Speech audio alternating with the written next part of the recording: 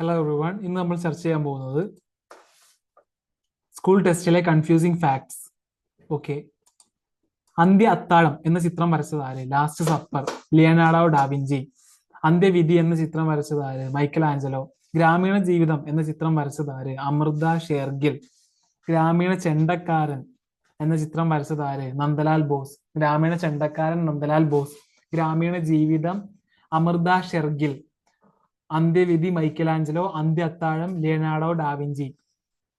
നവോത്ഥാനത്തിന്റെ പിതാവ് എന്നറിയപ്പെടുന്നത് ആര്? Petrarch, Italy. മതനവീകരണത്തിന്റെ പിതാവ് എന്നറിയപ്പെടുന്നത് ആര്? Martin Luther, Germany. പറങ്കികൾ എന്നറിയപ്പെടുന്ന വിദേശ രാജ്യം? പോർച്ചുഗീസുകാർ. ലന്തക്കാർ എന്നറിയപ്പെട്ടിരുന്ന വിദേശികൾ? ഡച്ചുകാർ. പരന്ത്രീസുകാർ എന്നറിയപ്പെട്ടിരുന്ന വിദേശികൾ? ഫ്രഞ്ച്. ശാശ്വത ഭൂനികുതി വ്യവസ്ഥ നടപ്പിലാക്കിയ ഗവർണർ ജനറൽ? കോൺവാലിസ് പ്രഭു. സൈനിക സഹായ വ്യവസ്ഥ നടപ്പിലാക്കിയ ഗവർണർ ജനറൽ? വെല്ലസ്ലി പ്രഭു. ഇന്ത്യയിൽ ആദ്യമായി ട്രെയിൻ ഓടിയത് എന്ന്? 1853. First war of Indian independence നടക്കുന്നതിന് മുന്നേ 1853 ഏപ്രിൽ 16 ബോംബെ മുതൽ താന വരെ. കേരളത്തിൽ ആദ്യമായി ട്രെയിൻ ഓടിയത് എന്ന്? 1861 മാർച്ച് 12 ബേപ്പൂർ മുതൽ തിരൂർ വരെ. കേരളത്തിൽ ആദ്യമായി ട്രെയിൻ ഓടിയത് എന്ന്? 1861 മാർച്ച് 12 ബേപ്പൂർ മുതൽ തിരൂർ വരെ. ഒന്നാം പഴശ്ശി വിപ്ലവത്തിന്റെ കാരണം? ബ്രിട്ടീഷുകാരുടെ തെറ്റായ നികുതി പിരിവാണ്. ഓക്കെ, ഒന്നാം പഴശ്ശി വിപ്ലവത്തിന്റെ കാലഘട്ടം 1793 to 97, ബ്രിട്ടീഷുകാരുടെ തെറ്റായ നികുതി പിരിവ്. രണ്ടാം പഴശ്ശി വിപ്ലവത്തിന്റെ കാരണം 1800 to 1805 വരെ ബ്രിട്ടീഷുകാർ വയനാട് പിടിച്ചടക്കിയതാണ് രണ്ടാം പഴശ്ശി വിപ്ലവത്തിന്റെ കാരണം.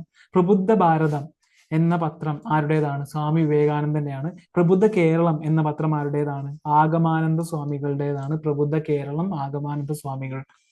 ബഹിഷ്കൃത ഭാരതം എന്ന പത്രം ആരുടേതാണ്? Doctor BR Ambedkar. ബഹിഷ്കൃത ഭാരതം. പൂർണ്ണമായും ഇന്ത്യയിൽ സ്ഥിതി ചെയ്യുന്ന ഏറ്റവും ഉയരം കൂടിയ കൊടുമുടി? കാഞ്ചൻജംഗ, സിക്കിമിലെ കാഞ്ചൻജംഗ. പൂർണ്ണമായി ഇന്ത്യയിൽ സ്ഥിതി ചെയ്യുന്ന ഏറ്റവും ഉയരം കൂടിയ രണ്ടാമത്തെ കൊടുമുടി? നന്ദാദേവിയാണ്. ഉത്തരാഖണ്ഡ്. പശ്ചിമഘട്ടത്തിലെ ഏറ്റവും ഉയരം കൂടിയ കൊടുമുടി ഏതാണ്? ആനമുടിയാണ്. ആനമുടി. പൂർവഘട്ടത്തിലെ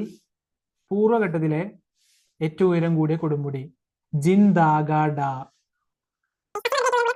പശ്ചിമഘട്ടത്തിലെ ഏറ്റവും ഉയരം കൂടിയ കൊടുമുടി ആനമുടി. പൂർവ്വഘട്ടത്തിലെ ഏറ്റവും ഉയരം കൂടിയ കൊടുമുടി ജിൻദാഗാഡ, ആന്ധ്രാപ്രദേശ്. ഓക്കെ, മണ്ണിനെ കുറിച്ചുള്ള പഠനശാഖ ഏതാണ്? പെട്രോളജിയാണ്. പെട്രോളജി. ലോക മണ്ണ് ദിനം ഡിസംബർ 5. ലോക മണ്ണ് ദിനം ഡിസംബർ 5. അന്താരാഷ്ട്ര മണ്ണ് വർഷം ഏതാണ്? 2015 അന്താരാഷ്ട്ര മണ്ണ് വർഷം 2015. Okay, petrology.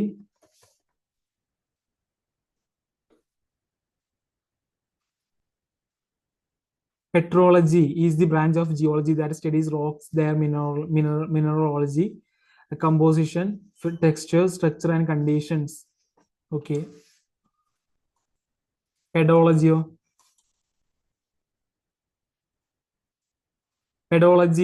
The branch of science concerned with the formation, nature and ecology and classification of soil. Soil science ആണ് pedology. Okay. അപ്പോൾ അന്താരാഷ്ട്ര മണ്ണ് വർഷം 2015. മണ്ണിനെ കുറിച്ചുള്ള പഠനശാഖ പെഡോളജിയാണ്. ലോക മണ്ണ് ദിനം ഡിസംബർ 5. അന്താരാഷ്ട്ര മണ്ണ് വർഷം 2015. ഓക്കെ, രാഷ്ട്രപതിയെ തിരഞ്ഞെടുക്കുന്നത് ആരൊക്കെയാണ്? രാജ്യസഭയിലെയും ലോകസഭയിലെയും സംസ്ഥാന നിയമസഭയിലെയും തെരഞ്ഞെടുക്കപ്പെട്ട ഇലക്റ്റഡ് മെമ്പേഴ്സ് ആണ്, ഇലക്റ്റഡ് അംഗങ്ങൾ. ഉപരാഷ്ട്രപതിയെ തിരഞ്ഞെടുക്കുന്നത് ആര്? രാജ്യസഭയിലെയും ലോകസഭയിലെയും അംഗങ്ങൾ. അപ്പൊ തിരഞ്ഞെടുക്കപ്പെട്ടതും അതുപോലെ തന്നെ റെക്കമെൻഡഡ് ആയിട്ടുള്ളവരുണ്ട്. ഓക്കെ, പാർലമെന്റിന്റെ സംയുക്ത സമ്മേളനം വിളിച്ചുകൂട്ടുന്നത് ആരാണ്? രാഷ്ട്രപതി. പാർലമെന്റിന്റെ സംയുക്ത സമ്മേളനത്തിന് അധ്യക്ഷത വഹിക്കുന്നത് ആര്? ലോക്സഭാ സ്പീക്കറാണ്. ലോക്സഭാ സ്പീക്കർ. ഭൂനികുതി കണക്കാക്കുന്നതിനും ഉടമസ്ഥാവകാശം സൂചിപ്പിക്കുന്നതിനും ഉപയോഗിക്കുന്ന ഭൂപടം ഏതാണ്? കഡസ്ട്രൽ ഭൂപടമാണ്. ഭൂനികുതി കണക്കാക്കുന്നതിനും ഉടമസ്ഥാവകാശം സൂചിപ്പിക്കുന്നതിന് ഉപയോഗിക്കുന്ന ഭൂപടം കഡസ്ട്രൽ ഭൂപടം. പ്രകൃതിദത്തവും മനുഷ്യ നിർമ്മിതവുമായ എല്ലാ സവിശേഷതകളെയും വളരെ വിശദമായി ചിത്രീകരിക്കുന്ന ഭൂപടം ധരാതലീയ ഭൂപടമാണ്. ധരാതലീയ ഭൂപടം. ഹരിതഗൃഹവാതകങ്ങൾ നിയന്ത്രിക്കുന്നതിനായുള്ള ആഗോള ശ്രമങ്ങളിൽ ഏറ്റവും പ്രധാനപ്പെട്ട ഉടമ്പടി ഏതാണ്? ക്യോട്ടോ പ്രോട്ടോകോൾ ആണ്. ഓസോൺ ശോഷണത്തിന് കാരണമാകുന്ന നിരവധി ഉൽപ്പന്നങ്ങളെ ഘട്ടം ഘട്ടമായി നിരോധിക്കുന്നതിനുള്ള അന്താരാഷ്ട്ര ഉടമ്പടി മോൺട്രിയൽ പ്രോട്ടോകോൾ. ആസൂത്രണ കമ്മീഷൻ നിലവിൽ വന്നത് എന്ന്? 1950 മാർച്ച് 15 ആസൂത്രണ കമ്മീഷൻ നിലവിൽ വന്നത്. 1950 മാർച്ച് 15. 1950 മാർച്ച് 15. നീതി ആയോഗ് നിലവിൽ വന്നത് 2015 ജനുവരി 1. 2015 ന്യൂ ഇയറിന് നീതി ആയോഗ് നിലവിൽ വന്നത്. പ്ലാനിംഗ് കമ്മീഷൻ വന്നത് 1950 മാർച്ച് 15. മൗലിക അവകാശങ്ങൾ ഭരണഘടനയുടെ എത്രാം ഭാഗത്താണ്? ഫണ്ടമെന്റൽ റൈറ്റ്സ് 3-ാം ഭാഗത്താണ്. പാർട്ട് 3. നിർദ്ദേശക തത്വങ്ങൾ ഭരണഘടനയുടെ എത്രാം ഭാഗത്താണ്? ഡയറക്റ്റീവ് പ്രിൻസിപ്പിൾസ് പാർട്ട് 4 ആണ്. മൗലിക കടമകൾ ഭരണഘടനയുടെ എത്രാമത്തെ ഭാഗമാണ്? ഫണ്ടമെന്റൽ ഡ്യൂട്ടീസ് പാർട്ട് 4A ആണ്. Part 4A. വിദ്യാഭ്യാസ അവകാശ നിയമം പാർലമെന്റ് പാസാക്കിയത് എന്ന്? 2009 ഓഗസ്റ്റ് 26. വിദ്യാഭ്യാസ അവകാശ നിയമം പാർലമെന്റ് പാസാക്കിയത് എന്ന്? 2009 ഓഗസ്റ്റ് 26. വിദ്യാഭ്യാസ അവകാശ നിയമം നിലവിൽ വന്നത് എന്ന്? 2010 ഏപ്രിൽ 1.